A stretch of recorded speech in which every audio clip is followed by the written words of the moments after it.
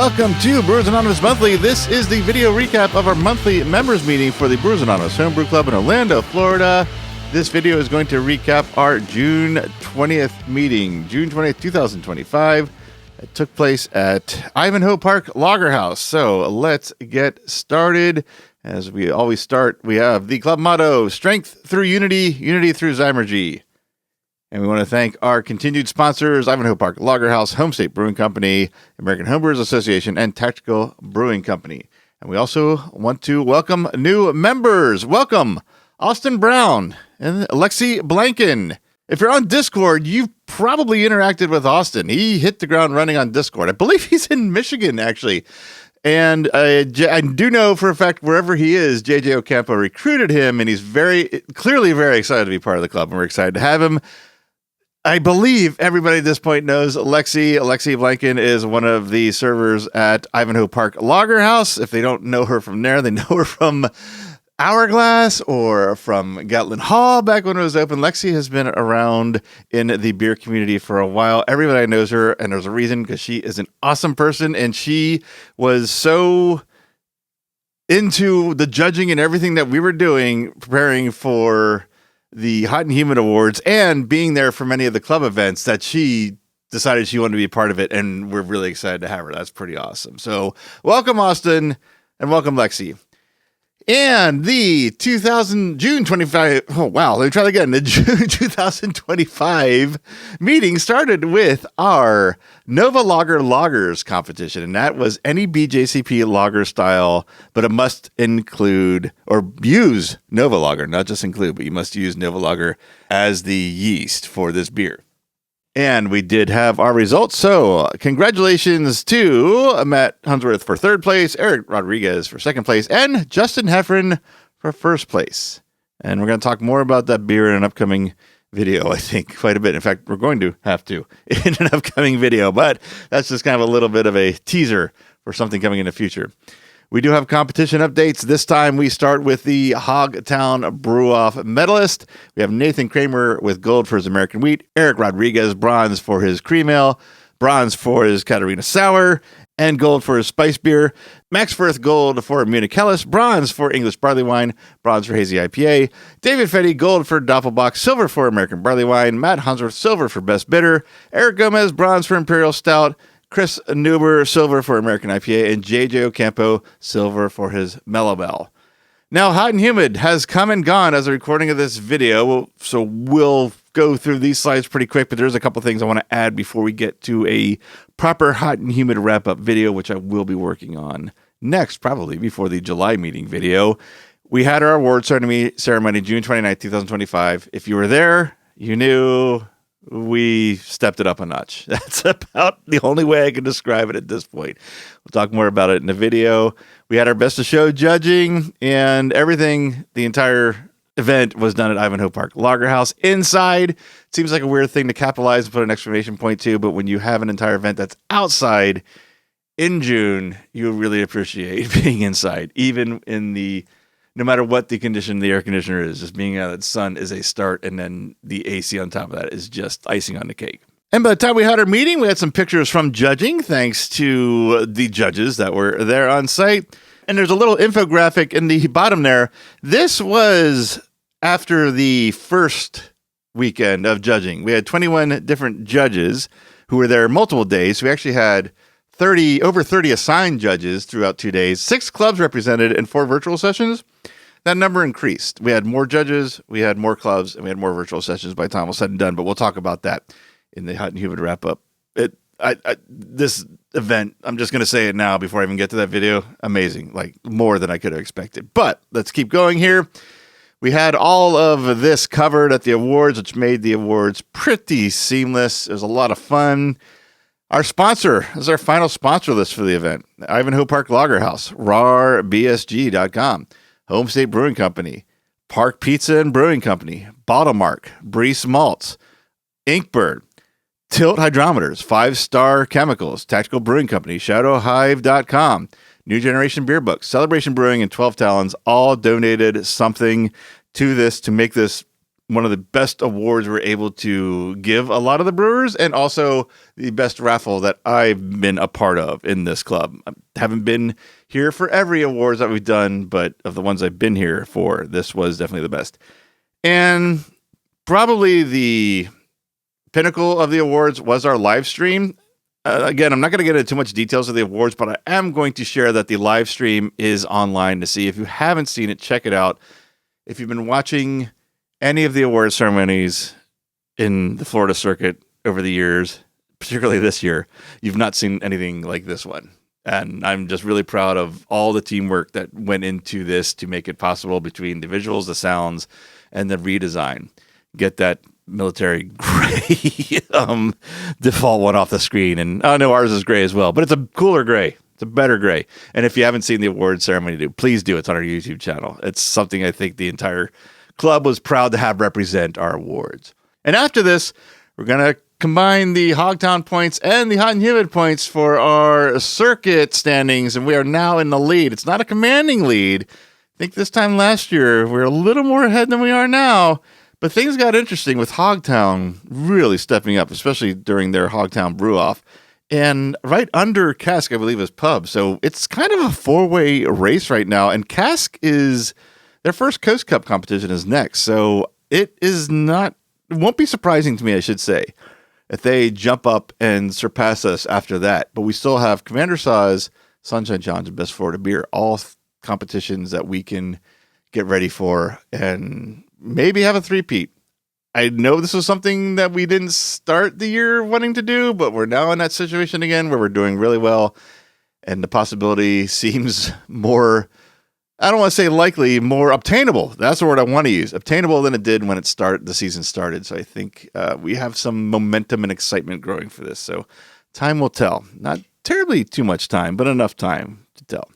And that leads us into our next competition, which is First Coast Cup. The beers have been delivered. Sorting should take place very soon for them, followed by the judging. I'm going to try to get out there to judge myself probably the weekend of July 20th. I'm not entirely sure yet. I have to kind of check my overall schedule and see what it allows me. And I would like to get to the award ceremony. Again, I'm going to be dependent on the schedule. They have a really good award ceremony. I mean, ours was the best that we've had so far, but I still think Cask has a great one as well. I think if I remember correctly, they have a whole multi-camera setup. We don't have that yet, but it's a very good competition, and it's at Legacy Ale Works, which is where it was last year. Beer was good.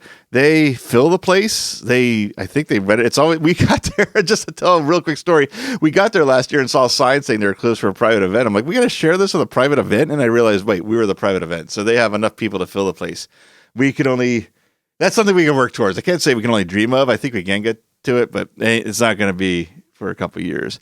So those are the dates, and following that will be the Commander Saw's drop-off. That registration is full, but deliveries haven't started yet as of this recording. They're due by 7/23, and I'm not sure if we have a driver. Let's see if we have it in the next schedule. We do! John Sather is going to drive for us. Great. So check out Discord or reach out to one of the board to find out where and when we're going to drop off the last possible moment you can drop off beers for John to take for us to Commander Saw's. Since last meeting, Smash Fest took place. We have been trying to get into Smash Fest for 3 years. We finally got in this year. We made an impact. We got second place, People's Choice, with the Blood Orange Saison that the crew you're seeing in the middle picture formulated and brewed together. It was a lot of fun. It's for a Central Florida festival, it's relatively small. It's mostly, a majority of the people are in the beer community that you see as you go in and out of breweries. So it's really nice to spend a day with everybody in the community. And then a few other people that will probably soon be part of the community as well. So huge fun. There's our line on the left. We always have a long line because that wasn't the only beer we were serving. We had a bunch of other stuff too as well. And I do the DJ at the event, so I kind of went up to say hi to him, and I was like, oh wait, while I wait for him to get off the mic, I'm going to take this picture. And there's the entire festival in one shot from the DJ stand. So I thought that was a fun shot to share. But that wasn't the only event since the last meeting. We also had, I should say, Crispy Boy Beer Fest, the first Crispy Boy Beer Fest, the inaugural Crispy Boy Beer Fest, which fell on the same weekend as Ivanhoe Park Lager's House's first anniversary.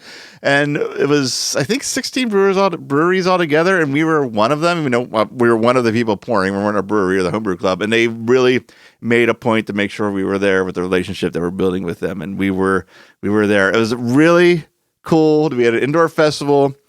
They packed the place to an extent. It wasn't elbow to elbow, but there was a lot of people there. We're also judging at the same time. So we had a very big day over there.